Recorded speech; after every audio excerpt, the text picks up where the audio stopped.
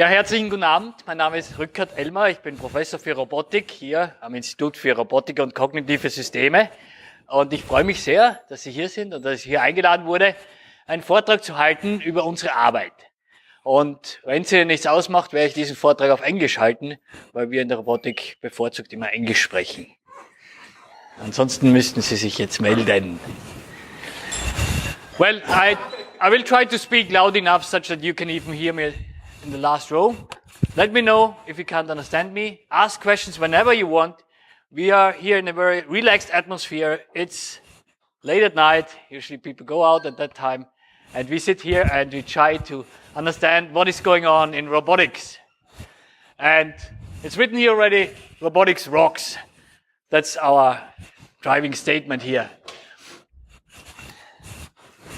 Now, what inspires me, what motivates me in doing my research is that, for me, humanoid robots are among the most complex machines on this planet.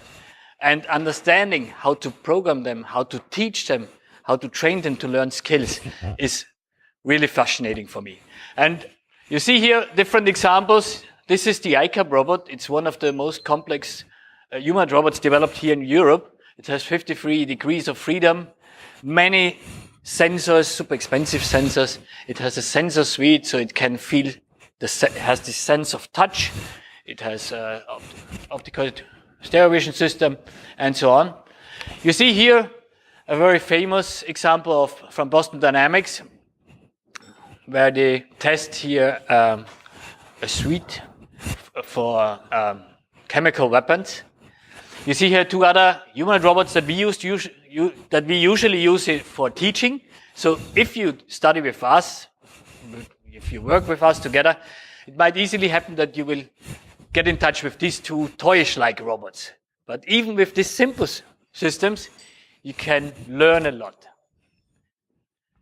Now, what is a humanoid robot? In the end, a humanoid robot is anything that has the form or the function of a human. And that's a very broad formalization. Now, this is for sure a humanoid robot, but it has no legs, so it's a mobile platform. The advantage is that the control is way easier.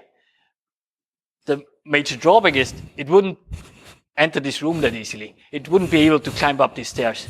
So legs are very important for humanoid robots.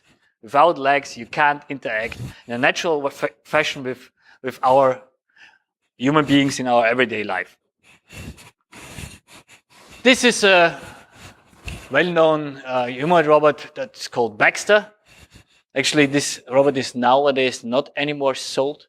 It's replaced by another robot called Franco.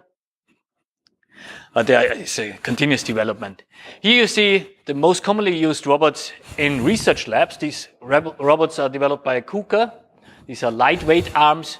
Lightweight means they have 7 kilograms or 14 kilograms. They're super fast, very precise, very expensive. But we love them because it's easy to work with them as a researcher. Now, this is, in some way, also a humanoid robot. It's an autonomous car. It might react, understand scenes, reason about possible decisions in certain situations. So, what I want to give you home as a statement is that robotics in the end is a great research field, but also a great job opportunity. If you study that topic, you will have different options and highly changing robotic field. You will learn a lot if you study that.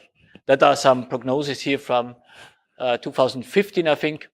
These are numbers, how many industries use robots, and this number is exponentially growing. So I received last week a new update on these numbers.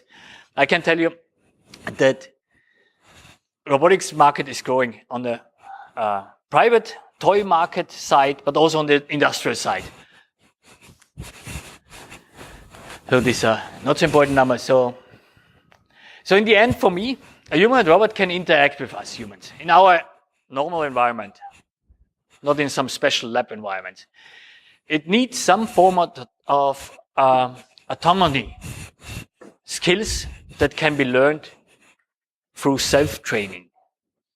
This is very important. So this is the key difference between AI systems that might have been trained once, applied to your smartphone, and then they don't collect any data anymore. They don't adapt. It's a static system. So autonomous learning is the key for robots. Of course, many of your applications that use neural networks, they still collect your data and adapt to your particular behavior. But this is another thing.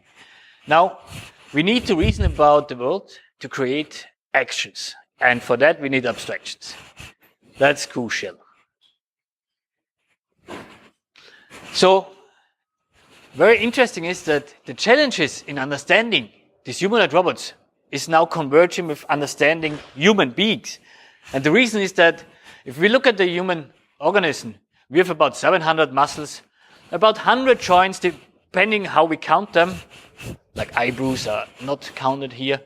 We have about 100 million photoreceptors in our eyes. We have about 100 touch receptive cells in our fingertips, in a single fingertip. If we look at the humanoid robot, I think that particular example here, it has already 53 degrees of freedom, and this is version 1. Nowadays, version 3 is sold, which is even more expensive, but also more capable. So I would love to get one of those robots. We have, in all your smartphones, you have higher resolution camera systems than we in our optical system. This robot here has more than 2,300 tactile sensors on this blue skin. So these sensors are very interesting. So you can now start to interact with a human teacher by touching the robot. And these touch senses can be used as input and could trigger different actions from the robot system. Or you can simply measure how much force you apply to the system. Therefore, tactile sensing is very crucial. Now, whatever I do is more than just training a machine. It's more than just robotics. It's a mix between different fields. And these fields are this behavior learning, motor skill learning in human beings. It's, of course, robotics as a core field, but also machine learning. So it connects these three research domains. And that's very interdisciplinary, and transferring knowledge and results between these domains is very motivating. Well, I give you now probably the quickest robotics history review you could ever see, because this is very short. So I start with most of the historical reviews with Karl Kapek, who used the word robot in his play, in his theatre play, for a machine in the end. Isaac Asimov developed his 3 famous rules that should prevent robots from taking over the human society. So this was very shocking in the end. And also nowadays we have strong discussions on media about the singularity that AI will take over or will exceed human intelligence. And it's interesting that most robotics researchers are a little bit more pessimistic in that sense, because we work actually with every day with these systems, and we are not that optimistic that we will easily develop a machine that can learn as fast as a 10 months old child. So we're still far, far away. But there is some consensus, and the consensus is that at some point a machine will be capable of learning like a human, but we don't know when. So, well, okay, let's look at one famous result that's from Stanford University. That's from 1968. That's the Shakey Robot. And already back then, this robot had basic planning, navigation, manipulation skills implemented and learning. And since that, we still do research in the same directions. We use maybe more expensive, more precise hardware. It's different, but the tasks are still the same. So the skills the robot have to fulfill is still the same. And that's really astonishing, because at that time, people believed that within the next 10 years, robotics will revolutionize our world. And also nowadays, AI will change everything. So we have always these strong statements in media, but in the end, if you look back into the history, it takes way more longer. It's more complicated than expected. It's not so easy.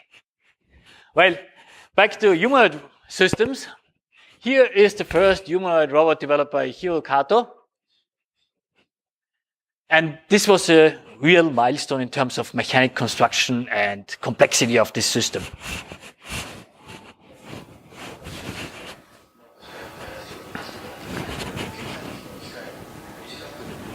And whenever you look at the walking machine like that, you will see that these robots still have a very strange walking pattern. It's not comparable to humans. And the main difference is that the knees are always bended.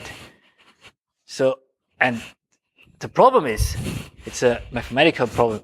If you fully flex your knee, you enter into singularities. You have singularities in the dynamics equations.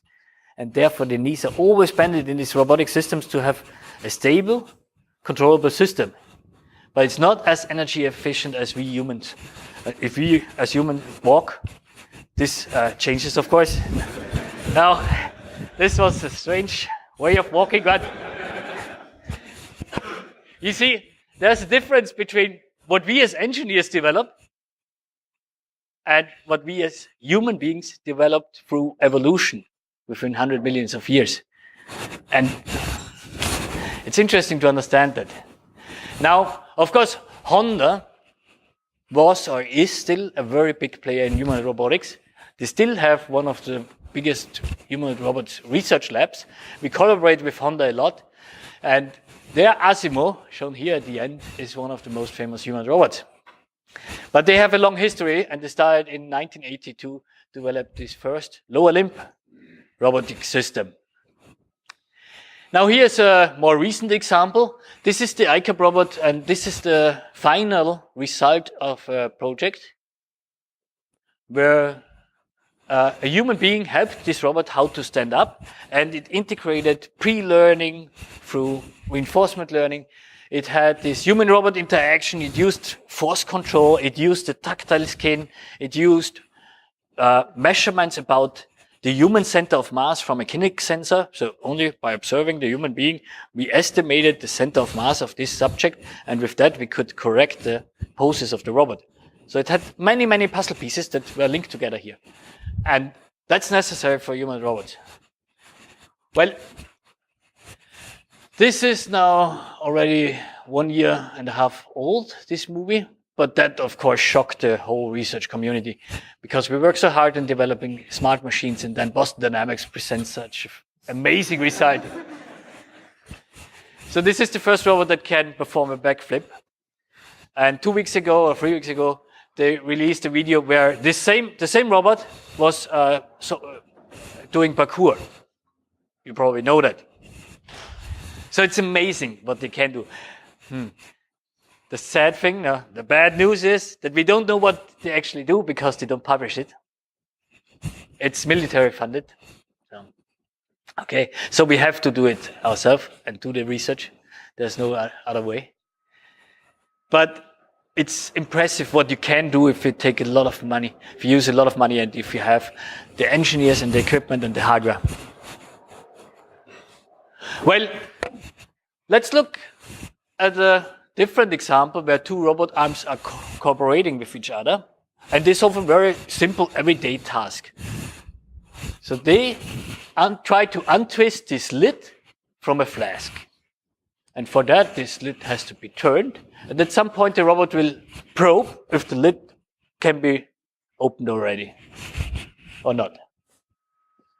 And that involves already a very crucial sense of force. And it's not that easy to do that. But it's for us, it's very simple and straightforward. But for machines and for engineers to develop a learning system that acquires the necessary knowledge, that's complicated in the end. So here's another example where you see the same robot performing two motions. They're almost equal. Only the final pose of this arm is different. In the one movie, it was aligned horizontally. In the other one, it was not constrained at all. And that was a proof of concept of a very human like behavior. We as humans, we only control those dimensions that are really necessary to solve a task. What does that mean? So if I move my arm in some way and I try to reach for some object, then I don't care about my elbow. I do whatever feels right at the moment. I care about my end effector. And in this test, we developed an algorithm that at some point cared about the end effector or horizontal position, or it didn't. And it was only one scalar that we changed. And it's a very powerful approach. And we could reproduce that behavior. But it's important to know, whenever you learn a skill, you will only focus about those dimensions that are really necessary. If you play tennis, you don't care too much about the swinging motion. You care about the impact forces and the final position where you will hit the ball. Of course, I'm not an expert. An expert will care about all the micro details, but I won't. Well, let's move on.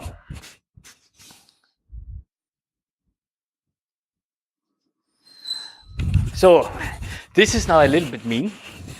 These are results of my colleagues.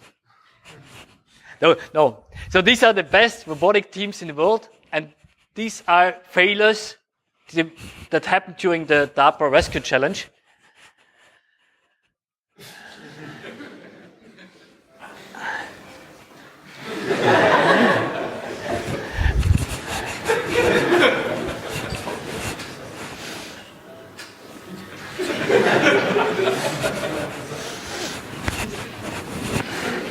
So, I give you now one insider story about the MIT team here, which won the competition. They failed in the last driving task where the robot had to drive a truck, and it did a perfect job. It drove this truck, but in the end, when the robot had to climb out of the car again, they forgot to switch on one of the motors in the hip. And what happened was, of course, the robot fell. But it's a complex system, and simply switching on one switch, forgetting about one simple thing. And it looks so stupid, because we as humans, we would say, oh, this is not an intelligent machine. Yeah? But the key is, it's a complex system, and if you forget to switch on one single puzzle piece, it will fail. So coming back to learning motor skills, here's an example where I teach this iCub robot how to stack caps. It's a very simple game for children in the end. And I used here a self-made sensor glove, which had here flex sensors. They changed the resistive value based on the flexion of this stripe. And with that, I controlled the fingers. And you see here optical markers, and they were used to move the wrist of the robot arm. So in the end, it's like remote control of a remote car, but using some more complicated sensors and optical systems. And what I did is I demonstrated twice the same motion, more or less. So it was a real experiment. And then I learned a model, a probabilistic model of these motions, and the robot could, in principle, execute the same thing now 1 million times. And that's interesting because it took me maybe 20 seconds to show the robot something, and now it could memorize the knowledge and do it forever. So this is a very efficient way in training a robot how to do something. The alternative is to program something that makes sense for industrial tasks where I need to have control over everything, and learning is has some source of uncertainty, because you never know if a teacher interacts badly with a system. It could teach a robot a very bad thing. So industry is very careful about that. But here, for us, it's important to solve tasks not 1 million times, but maybe 20, 100 times, where programming would be too time consuming. Instead, we use machine learning to teach a robot quickly a task. It must not be super perfect and precise, but in the end, we can execute it and work with the system. Yes? Könnte der damit auch umgehen, wenn man die Becher verschieben würde jetzt nach? Ja, also die Methode kann das. Also Fragen auf Deutsch sind super in Ordnung, überhaupt kein Problem. Ich spreche jetzt kein Deutsch, ich bin Österreicher, aber Es funktioniert. Wer bei mir Master- oder Bachelorarbeit schreibt, muss auch Österreichisch lernen. Das ist Pflicht. Also die Position an sich ist hier vorgegeben. Man kann aber sehr leicht über visuelle Systeme die Objekte, Konturen berechnen, die Position herausrechnen und dann adaptieren. Also das ist ein kleiner Trick im Endeffekt. So, to nail down what I'm actually doing in the lab. I'm researching in two directions. The first one is, how can I teach a robot motor skills? And motor skills is everything that has something to do with movement, motion. And the second thing is, I'm interested in cognitive abilities, reasoning, deduction, deciding among different actions which one is the best, given a certain context, for instance, some visual observations, or you're running in a hallway and suddenly a door flips and opens, and you have to decide quickly, go to the left or to the right. So for that, I'm developing algorithms that are super efficient and fast. That's my research. Now, to give you a motivation to visit my course, which I teach together with Niels Rothman, who is sitting also here. So I'm teaching an undergraduate course on humanoid robotics, which is probably the only one all over Germany that covers all these topics here in an undergraduate course. Usually these topics are very advanced and only for master students they are taught in other universities. But for us it was important to give the robotics students and also the informatics students the chance to get easily and early in touch with robots and also understand what are the necessary components. What do I need? If I want to work with such a complex system, what do I need to understand? What do I need to learn? And here we go all around this loop and we touch all these topics. Of course, we don't go into detail as much as we would do it in a master course, but we give the students a very good overview about what is robotics, what could I do with that if I would do a master in robotics and work at a company. And if you're interested in that, ask Niels or me, visit our course.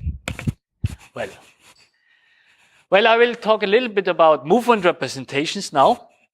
I'll give you some insights about the complexity of simple motions. And you see here an example where this robot has to measure the paint thickness, for instance, of this car part.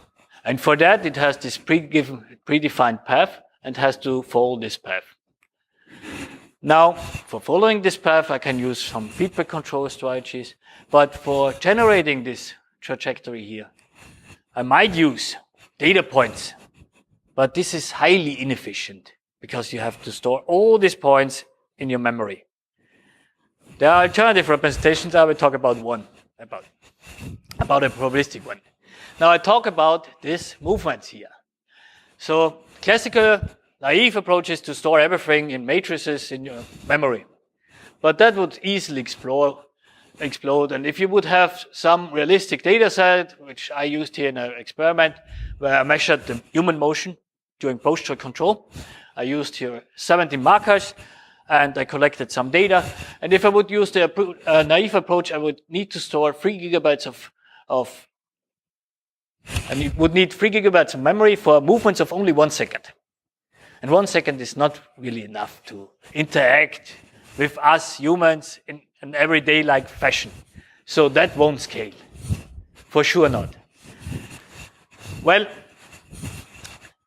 we have something in robotics called movement primitives that tries to represent complex motions using only a few numbers. And here are some desirable features. So they need to be compact, they need to be smooth, and so on. We need to learn them through our training methods, our favorite ones. And in the end, we want to compose very complex stuff by sequencing these simple primitives, we call it. They are like Lego bricks. And if you use multiple of these bricks together, you build a nice, beautiful house. So this is the same story, but for movements.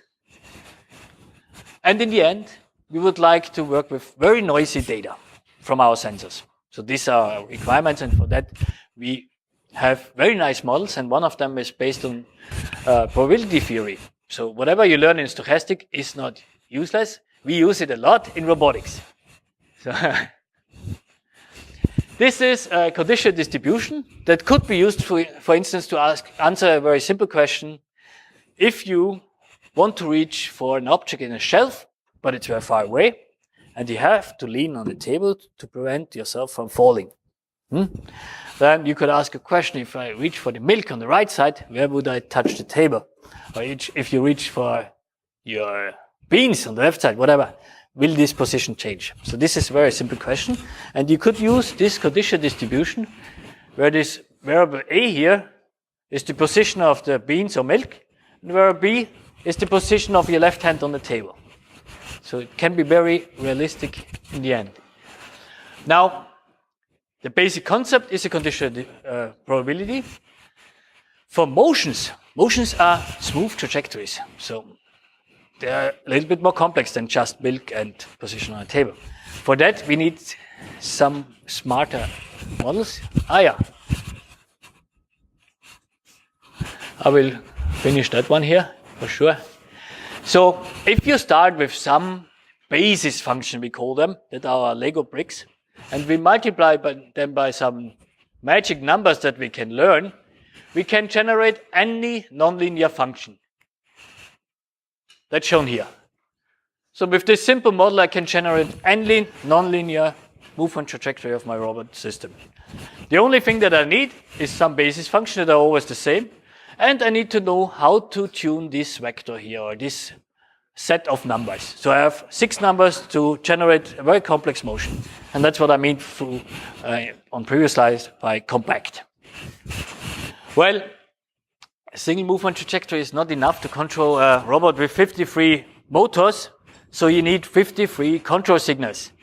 And what we do is we align them, these individual motor signals, along a long vector. And if we do that, we can use again stochastic probability theory, Gaussian distributions in this case, to encode not only a single movement like shown here, but the whole distribution of movements. And that's a very powerful thing, because now I have the correlation here between individual motors. And this correlation in the end is used to answer the question, if I touch reach for the milk, is this movement now correlated with a certain movement of my left hand where I touch the table? And that's exploited here. We skip the math. That would help you to fall asleep tonight. So you can have these slides, of course, yeah, for later.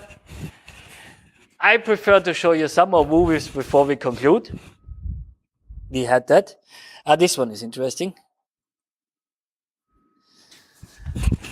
Here you see the subject reaching for some targets. And this screen was very far away, and the sportive students were very tall, so for them the task was easier than for me. But they had to lean on this table here to reach for this target. And the target was at different positions here on the screen.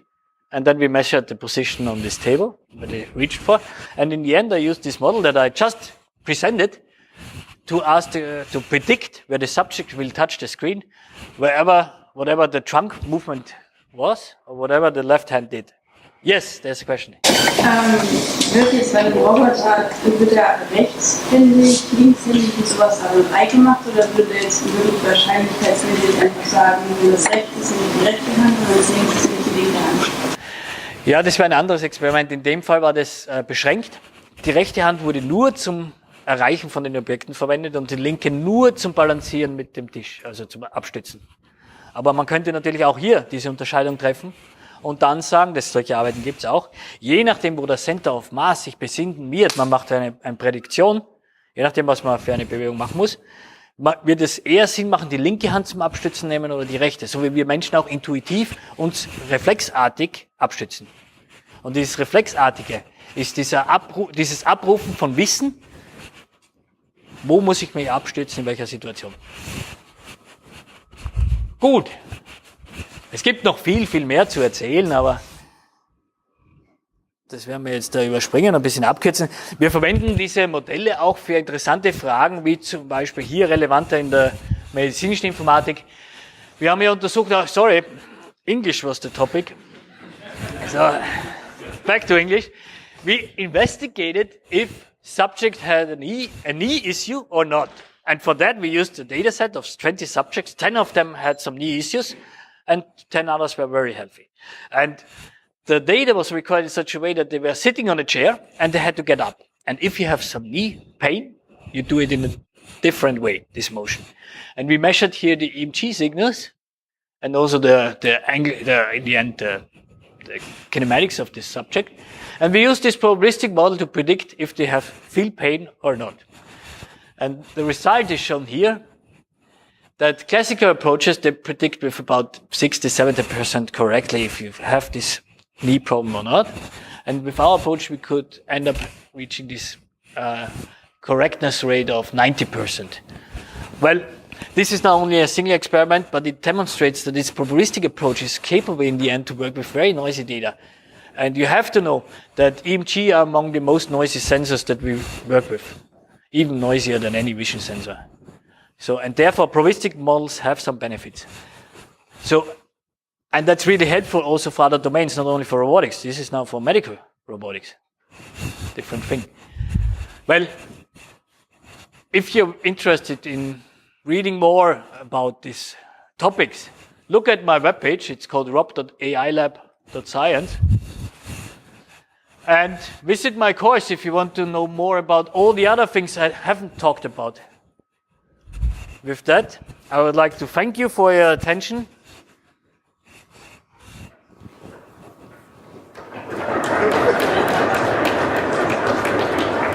Yeah. This is my last slide now. That's the trick. Are there any further questions? Yeah.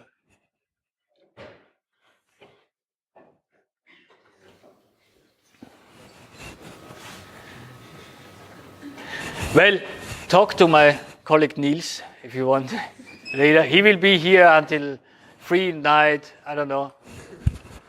One question, yeah. Diese Roboter, die in diesem Wettbewerb gezeigt wurden, die diese Aufgaben machen mussten, war diese Bewegung, die Aufgaben, die Lösung der Aufgaben auch AI gesteuert oder war da eine Person mit einer Fernbedienung? Ja, das ist eine sehr gute Frage und im Endeffekt war ein Forschungsziel von dieser Rescue League, die Daten von diesen Fernsteuerungsmechanismen zu komprimieren. Weil man davon ausgeht, wenn man jetzt in Katastrophengebieten oder in eingestürzten Atomkraftwerken Roboter einsetzt, dass dort die Telekommunikation nicht so gut funktionieren wird. Und deshalb wird die Bandbreite in dieser Rescue League beschränkt. Und dann ist es nicht nur AI, Machine Learning und so, es ist wirklich auch Signalverarbeitung, Datenkompression.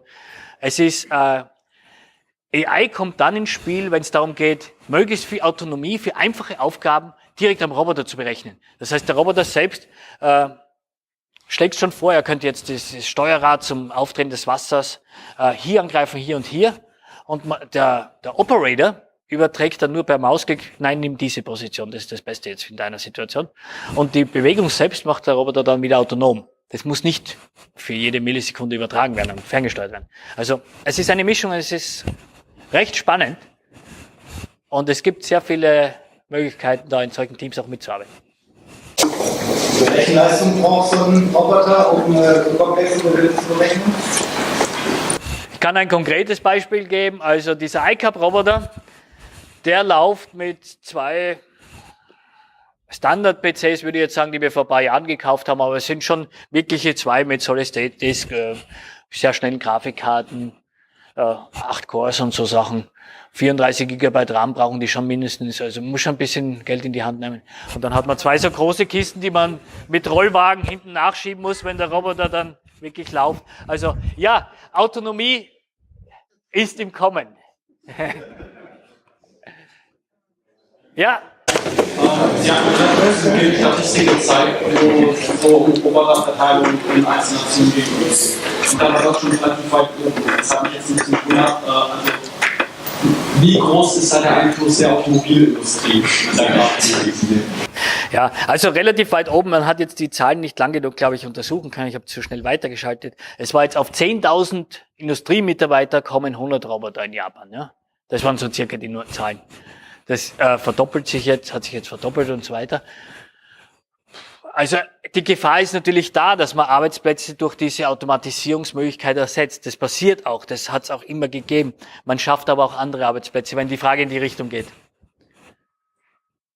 Also man muss sich das so überlegen, wir brauchen dann natürlich spezialisiertere Arbeitskräfte, die dann diese Robotersteuerung übernehmen können und nur noch diese High-Level-Kommandos übergeben, aber jetzt nicht mehr selber einprogrammieren müssen, wo der Roboter zu jedem Zeitpunkt sein muss. Sondern die müssen dann mit diesen Lernalgorithmen umgehen lernen. Na, freut mich. Vielen Dank, dass Sie da waren. Viel Spaß heute Abend noch. Robotics rocks!